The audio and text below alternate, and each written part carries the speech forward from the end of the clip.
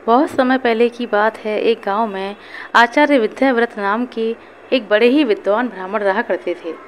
आचार्य का अधिकतर समय अध्ययन और लेखन के कार्य में ही व्यतीत होता था।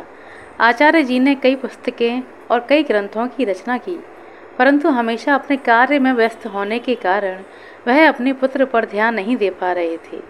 एक दिन उनकी पत्नी ने उनसे आकर कहा, आपको अपने इकलौते पुत्र से कोई ममता नहीं? तो उन्होंने कहा कि मेरे पास मोह ममता करने के लिए समय ही कहाँ है। आचार्य जी हमेशा ही विद्वानों से घिरे रहते थे और राजा के दरबार में भी उनका बड़ा ही मान सम्मान था। राजा ने कई बार उनको अपना सलाहकार नियुक्त करने के लिए प्रार्थना की, परंतु आचार्य जी हमेशा यह बात कहकर मना कर देते कि महाराज, मुझे आपकी नौकरी में आ जाने पर आपकी जी हुजूरी करनी पड़ेगी। दूसरी तरफ आचार्य का पुत्र विद्याधर अपनी माँ के लाड़ प्यार से बड़ा ही शरारती हो गया था। यहाँ तक कि वह अब पाठशाला में पढ़ने के लिए भी नहीं जाता था। आचार्य जी दिन रात लिखने पढ़ने और पुस्तकें लिखने के कार्य में व्यस्त रहा करते थे और उनका बेटा विद्याधर आवारा लड़कों के साथ रहकर जुआ खेलने लगा था। आस पड़ोस के लोग कई बार उसकी शिकायत लेकर उसकी माँ के पास आए, परंतु माँ हमेशा अपने बेटे का ही बचाव करती थी। समय बीतने के साथ उनका बेटा जब थोड़ा बड़ा हुआ तो वह जुआ खेलने के साथ साथ मदिरापान भी करने लगा और उसकी दोस्ती गांव के कुछ चोर उचक्के युवकों के साथ हो गई। एक दिन की बात है, विद्याधर अपने चोर उचक्के आवारा दोस्तों के साथ मंदिर में चोरी करता हुआ पकड़ा गया और पहरेदार उसे पकड़कर राजा के दरबार में ले गए। पहरेदारों ने महाराज को बताया, महाराज, यह लड़के मंदिर में चोरी करते हुए पकड़े गए हैं। इन सब में से यह आचार्य जी का पुत्र विद्याधर है। राजा सोचने लगा कि आचार्य जी का पुत्र, दुनिया को ज्ञान ध्यान पढ़ाने वाले का पुत्र एक चोर कैसे बना।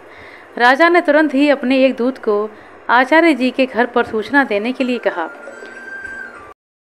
आचार्य जी, आपका बेटा राजमहल में है, वह मंदिर में चोरी करते हुए पकड़ा गया है।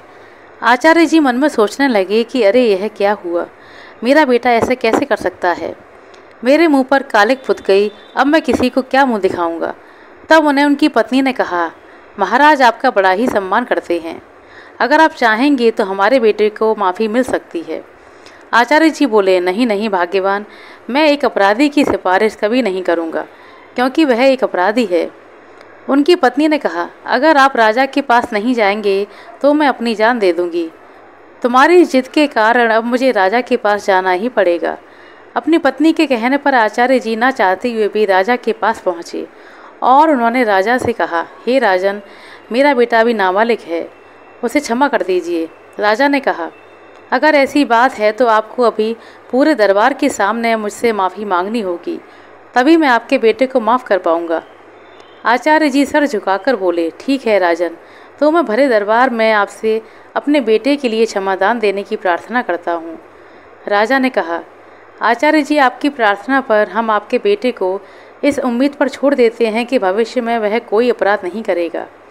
राजा ने आचार्य के बेटे को क्षमा कर दिया, परंतु इस घटना के बाद आचार्य जी की जग हंसाई होने लगी। वह जहाँ से निकलते लोग उन्हें यह कहते कि एक आचार्य का बेटा चोर है और आवारा है। इस दुख और बेइज्जती के कारण आचार्य जी बीमार रहने लगे। उनके स्वास्थ्य पर बहुत ही बुरा असर पड़ा। बेटा घर पर तो आ गया, लेकिन चोरी करने की उसकी आदत अभी तक नहीं गई थी। उसने अब आचार्य जी की पुस्तकें उठा उठाकर बेचना प्रारंभ कर दिया था। एक दिन जब आचार्य जी ने पूछा, मेरी पुस्तकें कहाँ गईं, तो बेटे ने कहा, पिताजी, मैंने घर का सारा कूड़ा कबाड़ा साफ कर दिया। यह सुनकर आचार्य जी गुस्से में बोले, निकम्मे, तूने मेरा सर्वनाश कर दिया। बेटे ने पिताजी से कहा, आप तो मुझे हमेशा कोसते ही रहते हैं।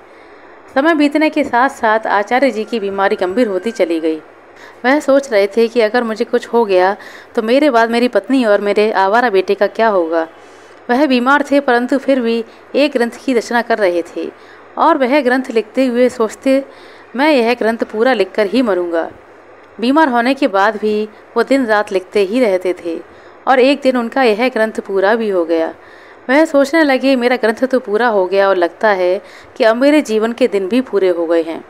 उन्होंने उस दिन अपने बेटे को अपने पास बुलाया और कहा, बेटा, अभी भी समय है, तुम संभल सकते हो। उन्होंने अपना लिखा हुआ ग्रंथ अपने बेटे को देते हुए कहा, बेटा, तुम्हारी बर्बादी मेरी ही लापरवाही का नतीजा है। तुम यह अमूल्य ग्रंथ संभाल कर रखना, क्योंकि तुम्हें देने के लिए मेरे पास और कुछ नहीं। विद्याधर ने वह पोथी अपने पास रख तो ली, परंतु मन ही मन वह सोच रहा था कि मैं इस पोथी का क्या करूँगा। मुझे पढ़ना लिखना तो आता ही नहीं। अगर पिताजी मुझे कोई मोटी रकम देते तो कुछ बात बन जाती। अगले दिन सुबह आचार्य जी का देहांत हो गया।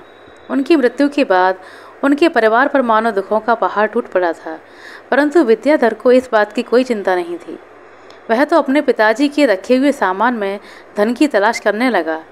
पिताजी ने मेरे लिए एक थैला भी नहीं छोड़ा।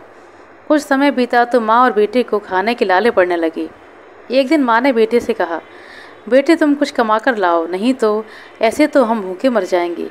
बेटे ने कहा, माँ मुझ जैसे अनपढ़ और गंवार को कोई नौकरी पर नहीं रख सकता। माँ ने सोचा कि क्यों ना मैं राजा के पास जाऊँ, क्योंकि राजा मेरे पति का बहुत सम्मान करते थे। वह अवश्य ही मेरी कोई सहायता करेंगे। यह सोचकर माँ राजा के दरबार में पहुँची और उनसे प्रार्थना करने लगी, महाराज हम लोग भूखे मर रहे हैं, हमारी मदद कीजिए। महाराज ने कहा, नहीं, तुम्हारा बेटा अब कमाने लायक हो गया है और अब मैं तुम्हारी कोई मदद नहीं कर सकता। माँ राय दरबार से निराश होकर घर वापस लौट आई।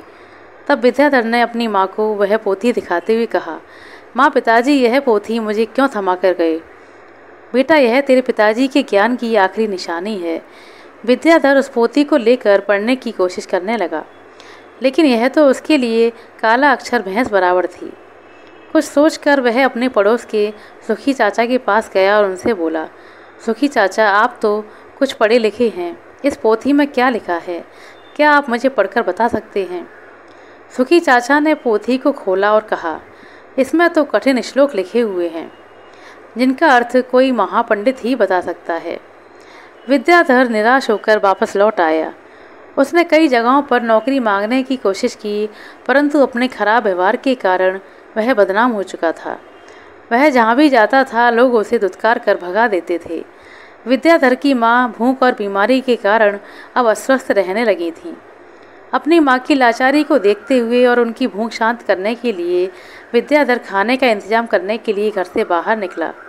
चलते चलते उसकी नज़र एक सुंदर बगीचे पर पड़ी जिसमें फलों के वृक्ष लगे हुए थे। जैसे ही उसने कुछ फल तोड़े तो वहाँ पर बगीचे का पहरेदार आ धमका। संयोग की बात थी कि वह बगीचा भी महाराज का ही था। एक बार फिर से विद्याधर को पकड़कर महाराज के सामने पेश किया गया। पहरेदार ने कहा, महाराज यह आपके बगीचे से फल चुरा रहा था। उसे देखकर महाराज ने कहा, अरे तुम्हारी अभी तक आंखें नहीं खुली? विद्याधर ने कहा, महाराज मैं कई दिनों से भूखा हूँ। चुप हो जाओ, तुम अगर आचार्य के पुत्र ना होते तो तुम्हें सूली पर चढ़ा देता। अब तुम्हारी यही सज़ा है कि तुम इसी समय मेरा राज्य छोड़ दो। राज्य से निकाले जाने की सज़ा पाकर वह बेचारा विद्याधर घर लौटा तो उसकी माँ की मृत्यु हो चुकी थी। बड़े ही दुखी मन से उसने अपनी माँ का अंतिम संस्कार किया और उसने राज्य छोड़ने का निश्चय कर लिया। अपने पिताजी के द्वारा दी गई पोथी एक थैले में डाली और वह राज्य छोड़कर चला गया। चलते चलते वह एक जंगल में पहुंचा। यह सोचकर कि फूल और फल खाकर अपना गुजारा करूंगा, वह एक पेड़ के नीचे बैठ गया और फिर से अपने पिताजी के द्वारा दी गई पोथी को बाहर निकालकर खोलकर पढ़ने की कोशिश करने लगा। वह सोचने लगा कि शायद इसे पढ़कर मेरे दुख दूर हो जाएंगे। बड़ी ही बेचैनी से पोथी के पन्ने उलट पड़ रहा था। काश मैं इसे पढ़ पाता। पिताजी ने मरने से पहले कहा था कि यह ग्रंथ बहुत अमूल्य है। अचानक हवा का एक तेज झोंका आया और पोथी में से कुछ पन्ने उड़कर दूर चले गए। विद्याधर ने उन पन्नों को पकड़ने की कोशिश की, परंतु कोई फायदा ना हुआ।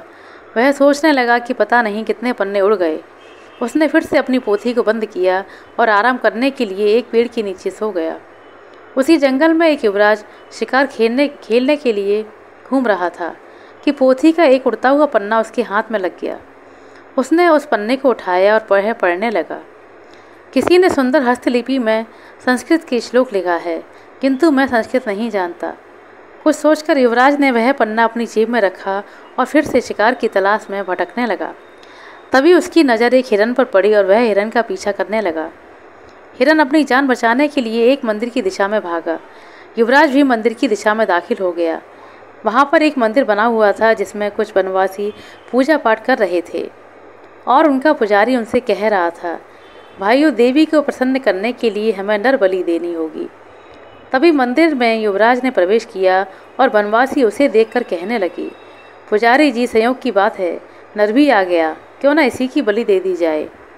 यह सुनकर युवराज सोच में पड़ गया, यदि मैंने इन बनवासियों को अपना असली परिचय दे दिया तो अवश्य ही यह मुझे बलि पर चढ़ा देंगे, क्योंकि यह जंगल शत्रु देश के राजा का है। वनवासियों ने युवराज को रस्सियों से बांध दिया। युवराज ने कहा, पुजारी जी, मैं एक नीच कुल की संतान हूँ, मेरी बलि देने से आपकी देवी अपवित्र हो जाएंगी। पुजारी ने कहा, देवी को तो बलि चाहिए, उन्हें ऊंच नीच से क्या मतलब। युवराज निराश हो गया और सोचने लगा कि झूठ बोलकर भी मैं अपने प्राण नहीं बचा पा रहा हूँ। युवराज को अब बलि के स्थान पर लाया गया। तब युवराज ने कहा, भाइयों, बलि पर चढ़ने से पहले मैं अपनी एक अंतिम इच्छा पूरी करना चाहता हूँ। मेरी जेब में एक भोजपत्र है, कोई भी उसे पढ़कर मुझे उसका अर्थ बता दे। तब पुजारी ने कहा, अवश्य लाओ, मुझे दो, मैं तुम्हें उसका अर्थ बताता हूँ। पुजारी ने उस ग्रंथ के पन्ने को अपने हाथ में लिया और कहने लगा, इस भोजपत्र पर 2 श्लोक लिखे हैं। पहले का अर्थ है कि एक झूठ अनेक झूठों को जन्म देता है और झूठे को मुसीबत में डाल देता है। दूसरे श्लोक का अर्थ है कि किसी के प्राण लेना सरल है, मगर किसी को जीवन देना कठिन। यह बात सुनकर युवराज रोने लगा तो पंडित उससे पूछने लगा, तुम क्यों रो रहे हो। वह कहने लगा कि यह दोनों श्लोक मुझ पर ही चरितार्थ होते हैं, तुम लोग मुझे जीवन नहीं दे सकते तो मुझे मार क्यों रहे हो। यह बात सुनकर जैसे उन वनवासियों की आंखें खुल गईं। एक ने आगे बढ़कर कहा, पुजारी जी, यह युवक बिल्कुल ठीक कहता है, हमें इसे ज़बरदस्ती बलि चढ़ाने का अधिकार नहीं है। युवराज को वनवासियों ने मुक्त कर दिया। पुजारी जी ने कहा, जाओ नौजवान, इस श्लोक ने हमारी आंखें खोल दी, हम आज के बाद देवी को किसी भी जीव की बलि नहीं चढ़ाएंगे। युवराज ने उनका धन्यवाद दिया और वापस अपने महल की तरफ चल दिया। युवराज का नाम कुलभूषण था। वह राजभवन में लौटते समय अपने विचारों में मगन था और सोच रहा था कि यह भोजपत्र कितने अनमोल हैं, इसने मेरे प्राण बचाए। ऐसे सुंदर लिखे हुए भोजपत्र और भी हो सकते हैं। महल पहुंचकर युवराज ने अपने पिताजी के चरणों में प्रणाम किया और उनसे कहा, आपने मुझे शिकार खेलने को और जीवों की हत्या करने को मना किया था। मैं आपसे झूठ बोलकर शिकार खेलने गया और मुसीबत में पड़ गया, परंतु इन श्लोकों ने मेरे प्राण बचाए। तब युवराज ने अपनी आप बीती राजा इंद्रसेन को सुना दी। युवराज ने कहा, ऐसे श्लोक जो दूसरों को हिंसा न करने का उपदेश दें और जिन्होंने मेरे प्राण बचाए, मेरे लिए तो यह लाख लाख मोहरों के बराबर हैं। पिताजी, इसके आगे और पीछे के भोजपत्र भी होंगे, क्योंकि इनमें अपनी नागरी लिपि में पन्नों की संख्या 3 लिखी है। हाँ, यह किसी पोथी के पन्ने हैं। मैं इस अनमोल पोथी को खोज करवाऊंगा, उसे पढ़ने के लिए संस्कृत भाषा भी सीखूंगा। राजा इंद्रसेन ने अपने कुछ दूतों को बुलाया और उन्हें वह भोजपत्र दिखाते हुए आदेश दिया, जो भी ऐसे श्लोक लिखे हुए भोजपत्र खोजकर लाएगा उसे ऊंचा पद और पुरस्कार भी दिया जाएगा। दूसरी तरफ आचार्य जी का बेटा विद्याधर महीनों तक जंगल में भटकता रहा। भटकते भटकते वह जंगल से निकलकर राजा इंद्रसेन के राज्य में आ गया। उस नगर में आकर भी उसने कई लोगों से सहायता मांगी, परंतु हर कोई उसे दुत्कार कर भगा देता था, जिसका कारण था कि वह इतने दिनों से भटकते भटकते एक भिखारी जैसा दिखने लगा था। एक दिन की बात है, भूखा प्यासा विद्याधर राजमहल की तरफ से निकल रहा था। उसे बहुत जोरों की भूख लगी थी और वह सोच रहा था, अब तो भूख के मारे मेरी जान निकल जाएगी। तभी राजमहल की रसोई में उसे खाने की सुगंध आने लगी। न चाहते हुए भी वह उस सुगंध की ओर खिंचा चला गया। वह सीधा राजमहल की रसोई में पहुंच गया और वहां जाकर रसोइयों से कहने लगा, भाई मुझे रोटी दे दो, मुझे बहुत भूख लगी है। रसोइये ने उसे दुत्कारते हुए कहा, जा यहाँ से भाग जा, परंतु भूख के मारे विद्याधर की जान निकली जा रही थी। उसने रसोइये से नज़र बचाकर 2-3 पूरियाँ उठाईं और अपने झोले में रख लीं, परंतु उसका दुर्भाग्य कि रसोइये ने उसे देख लिया। उसने विद्याधर की बाजू पकड़कर कहा, रोटी चोर, चल अभी तुझे महाराज के सामने पेश करता हूँ। रसोइया विद्याधर को लेकर युवराज के सामने पहुँच गया और राजा से कहने लगा, युवराज जी, यह भिखारी महल की रसोई तक पहुँच गया और वहाँ से इसने रोटियाँ भी चुरा लीं जो इसके थैले में रखी हैं। युवराज ने अपने सिपाहियों को आदेश दिया, इस भिखारी के थैले को पलटकर देखा जाए। एक सिपाही आगे बढ़ा और उसने विद्याधर से उसका थैला छीन लिया और उसे पलट दिया। विद्याधर के थैले से रोटियों के साथ साथ वह पोथी भी निकल आई जो उसके पिता के द्वारा लिखी गई थी। वह पोथी देखकर युवराज ने तुरंत ही वह पोथी उठा ली और खुशी से पागल हो गया और कहने लगा, यह तो वही अनमोल पोथी है जिसकी मुझे महीनों से तलाश थी। इस धनवान भिखारी को आदरपूर्वक बिठाया जाए। युवराज कहने लगा, भाई विद्याधर, इतनी अनमोल संपत्ति के होते हुए भी तुम भीख मांग रहे हो। मैं तुम्हें इन पोथी के बदले 5,000 स्वर्ण मुद्राएं देने के लिए तैयार हूँ। विद्याधर आश्चर्यचकित होकर बोला, क्या कहा तुमने? 5,000 स्वर्ण मुद्राएं? युवराज ने कहा, कम है तो और ले लो। विद्याधर ने कहा, कम नहीं है। मैं सोच रहा था कि मैं लाखों की संपत्ति रखते हुए भी भूखा क्यों मरता रहा। युवराज ने कहा, मित्र, इस पोथी के वचनों ने मुझे सदा ही पतन के गड्ढे में गिरने से बचाया और मेरे प्राणों की रक्षा भी की है, लेकिन मेरी आंखें बार बार ठोकरें खाने पर भी नहीं खुली। युवराज ने वह पोथी खोली और उस पोथी में से पहले और दूसरे पन्ने में लिखे हुए श्लोक का अर्थ विद्याधर को सुनाने लगा। अविद्या सारे कपटों की जननी है, संकटों में ही अपने और पराई की पहचान होती है। विद्याधर ने कहा, सचमुच अविद्या ने ही मुझे दर दर का भिखारी बना दिया। अगर मैंने बचपन में ही विद्या ग्रहण की होती तो आज मैं भी अपने पिता की तरह एक विद्वान होता। युवराज ने कहा, भाई विद्याधर, अपनी इस पोथी का मूल्य स्वीकार करो। यह कहते हुए युवराज ने स्वर्ण मुद्राओं की थैली विद्याधर को थमा दी। विद्याधर ने कहा, अब मैं इस धन का बोझ कहाँ उठाता फिरूंगा। इस धन को मैं गरीब बच्चों की अविद्या दूर करने के लिए लगाऊंगा। युवराज बोला, मित्र, अब तुम भिखारी नहीं रहे, महाधनवान हो गए हो। जबकि विद्याधर सोच रहा था कि काश यह समझ मुझे बचपन में आ गई होती। उसके बाद विद्याधर ने वह धन ग्रहण किया और गरीब बच्चों के लिए पाठशाला का निर्माण कराया और खुद भी शिक्षा ग्रहण करने लगा। आशा करते हैं दोस्तों आपको हमारा सुनाई गई है कहानी अच्छी लगी होगी। कहानी पसंद आई हो तो लाइक कर दें, शेयर कर दें। चैनल पर नए हैं तो सब्सक्राइब कर लें। अपना कीमती समय देने के लिए बहुत बहुत धन्यवाद। मिलते हैं अगले वीडियो में, तब तक के लिए नमस्कार।